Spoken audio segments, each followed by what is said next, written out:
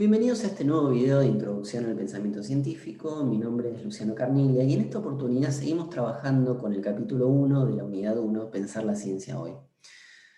Hoy nos vamos a dedicar a la idea cartesiana de ciencia y conocimiento, pero para empezar a comprender la idea de conocimiento y el concepto de ciencia, que va a tomar forma tanto en el pensamiento de Descartes como en la modernidad, es preciso comprender también cómo con el fin de la Edad Media va a comenzar un proceso de desacralización y de constitución del conocimiento. Pensadores como Copérnico, Galileo o el propio Descartes van a ir rompiendo con la concepción medieval y escolástica del conocimiento y generando una nueva forma de ver el mundo.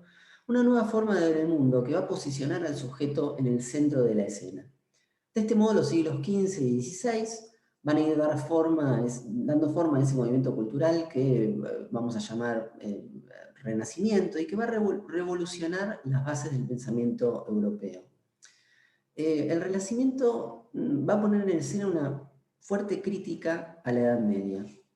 Va a cuestionar los criterios de autoridad de la época, la autoridad de los evangelios, la autoridad de la Iglesia, la silogística aristotélica, que había sido reintroducida recientemente por Tomás de Aquino, el método escolástico, que pretendía conciliar fe y razón, pero en realidad subordinaba la segunda a la primera. Y algunas de las consecuencias de esto van a ser, como decíamos antes, el quiebre de esa vieja imagen del mundo y el surgimiento de nuevos actores y protagonistas, por ejemplo, la burguesía. Junto con esto, la reforma protestante, que se inicia en Alemania, pero que rápidamente se expande por todo el continente europeo, va a dar lugar a un claro proceso de secularización, que va a estar caracterizado por un vuelco de la mirada de lo supraterrenal a lo terrenal, es decir, al mundo. La salvación ya no va a ser pensada en términos de lo supraterreno, y al mismo tiempo se le va a asignar un mayor valor a las actividades ligadas al mundo terrenal, por ejemplo, al comercio. Este proceso, que se inicia en los siglos XV y XVI, va a profundizarse y a consumarse en el siglo XVIII con la Revolución Francesa y con la caída del poder monárquico en Francia, por ejemplo. Es en el centro de todo este proceso histórico y cultural que va a darse también esa reconfiguración del modo en que va a ser comprendida la ciencia y el conocimiento. Y es justamente en ese punto en donde tenemos que ubicar la figura de Descartes. Cuando hablamos de Descartes, hacemos referencia a una de las figuras más relevantes de la filosofía moderna. Descartes va a proponer una idea de ciencia novedosa y del conocimiento también, y lo va a hacer en términos de la idea de una ciencia universal. La idea de una ciencia universal, según Descartes, va a poder alcanzarse únicamente a partir de la formulación de un método que pueda ser aplicado a todas las disciplinas. Un método que nos permita alcanzar la unidad del saber y que al mismo tiempo nos permita excluir toda posibilidad de error. Esto lo vamos a ver claramente en el discurso del método, texto de Descartes del año 1637. Ahí Descartes va a proponer un conjunto de principios o reglas del método, un método que, como decía antes, se puede aplicar a todas las disciplinas y formas del conocimiento, y que al mismo tiempo nos permite alcanzar esa unidad del saber. ¿Cuál va a ser el punto de partida de Descartes? Descartes parte de la presuposición de que el buen sentido o la razón es la cosa mejor repartida del mundo. ¿Qué quiere decir esto? Esto no quiere decir, obviamente, que todos juzguemos de manera correcta. No, porque de hecho nos equivocamos, de hecho podemos ser engañados por nuestros sentidos, por la imaginación. Lo que significa es que el hombre, por naturaleza, tiene la misma capacidad, está dotado de la misma razón. Esto es un principio típicamente moderno, es decir, la idea de que la razón nos iguala y nos diferencia de los animales. Pero ¿de dónde surgen entonces estas opiniones diversas?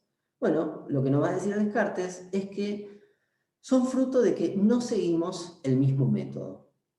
De esta manera, poniendo el método en el centro de esta búsqueda de una ciencia universal, Descartes inaugura, podríamos decir, la filosofía moderna e instala la idea de que antes de buscar el conocimiento hay que hacer la crítica de la facultad de conocer, la crítica del instrumento que utilizamos para conocer, de la razón.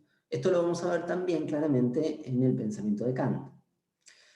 Descartes entonces va a formular estas reglas, pero también va a proponer la duda, la duda metódica, poner todo en duda, los sentidos, la razón, cosa que vamos a hablar claramente cuando hablemos de las meditaciones metafísicas. Vayamos al tema del método. El método que presenta Descartes en el discurso del método va a consistir básicamente en 4 reglas o 4 principios del método. La primera de ellas, el principio o la regla de evidencia, nos va a introducir el criterio, el famoso criterio de la claridad y la distinción. Es decir, no aceptar nada que no se nos presente de manera clara y distinta. Lo claro se va a oponer a lo oscuro. Por ejemplo, es claro el dolor que puedo sentir, pero es oscuro el recuerdo de ese dolor. Y lo distinto se va a oponer a lo confuso, ¿sí? Lo distinto tiene que ver con poder definir de manera unívoca algo distinguiéndolo de otra cosa. Por ejemplo, un triángulo no es solo una figura, sino que es una figura de 3 lados. En segundo lugar, tenemos el principio o la regla de análisis. La regla de análisis nos dice que tenemos que dividir un problema en todas las partes que lo constituyen y aplicar también a cada una de estas partes el principio de evidencia. En tercer lugar, tenemos el principio de síntesis, que nos va a decir que no tenemos que ir, o mejor dicho, que tenemos que ir de lo más sencillo a lo más complejo. Y en cuarto lugar, tenemos el principio de enumeración, y que nos dice que tenemos que enumerar cada uno de los pasos de nuestra investigación para ver si hubo algún error o alguna omisión en dicha investigación. Esto en cuanto a las reglas o principios del método. Descartes lo que va a hacer es poner en práctica estas reglas y estos principios en un texto de 1641 llamado Meditaciones Metafísicas. Allí lo que hace Descartes es tratar de dar una fundamentación metafísica de la filosofía primera, que nos va a decir, va a ser la disciplina que se va a encontrar en la base de todo el edificio del conocimiento. Y por otro lado, va a hacer de la duda un uso metódico. Todo conocimiento que no se presente como claro y distinto, dirá Descartes, tiene que ser descartado, por la posibilidad de que esto nos conduzca a error o a engaño. De esta manera, Descartes, en la primera de las meditaciones, va a ir poniendo en duda las distintas formas que tenemos de acceder al conocimiento. Lo que hace, en primer lugar, es poner en duda los sentidos. ¿Por qué? Porque los sentidos, a veces nos engañan. Por ejemplo, da el caso de cuando metemos un remo en el agua, pensamos que el remo está partido, pero en realidad no lo está. Por otro lado, aun cuando los sentidos no nos engañan, ¿cómo saber si estamos despiertos o estamos dormidos? ¿Cómo distinguir el sueño de la vigilia? Y en tercer lugar, y ya no atacando a los sentidos, sino a la razón, ¿qué ocurre con las disciplinas formales? Porque aun cuando estemos soñando, 2 más 2 sigue siendo 4 en el sueño. Pero así todo, Descartes nos va a decir que podemos equivocarnos, por ejemplo, cuando realizamos un cálculo, o también puede haber cierto genio maligno que nos engañe de manera sistemática cada vez que creemos estar en lo cierto.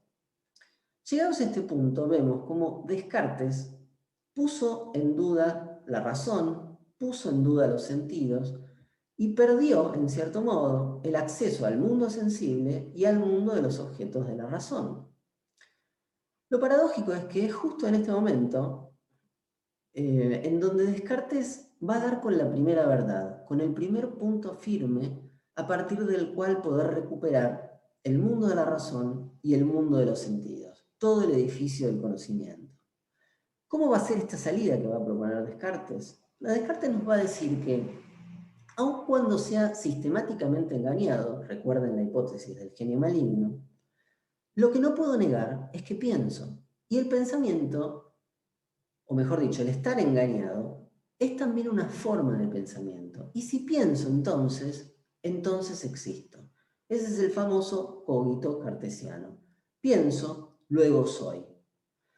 El cogito, esa sustancia pensante que soy, va a ser entonces esa primera verdad indubitable, clara y distinta, ese primer punto firme a partir del cual recuperar todo el edificio del conocimiento que Descartes había perdido, ese primer principio de la filosofía primera. De allí que para Descartes sea el cogito, un principio nociológico, porque es el primer conocimiento indubitable, un principio epistemológico, porque es la primera verdad, y también un principio ontológico, porque nos va a poner frente al primer ente existente, más allá de toda duda posible, el yo. Vemos entonces cómo con Descartes nos encontramos con un pensamiento paradigmático de la modernidad, en donde el sujeto y la razón, como dimensión esencial de su ser, se pone como fundamento metafísico de todo el edificio del conocimiento. Luego de este breve recorrido por el pensamiento de Descartes, por su idea de conocimiento y la idea de conocimiento en la modernidad, los espero en el próximo video para abordar el problema del conocimiento y del saber en el pensamiento de Kant.